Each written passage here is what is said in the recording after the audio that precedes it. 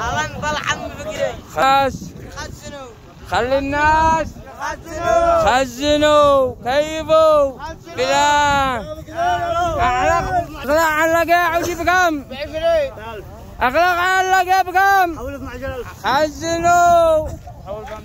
صحي انه خلي الناس يخزنوا. خلي الناس ما يا عم كرام. خزنوا كيفوا بور لله الواحد القهار. ايوه ما تقول للرعوي مع خرج الله بزكاته. بزكاته الله تعالى. امقوا على غار.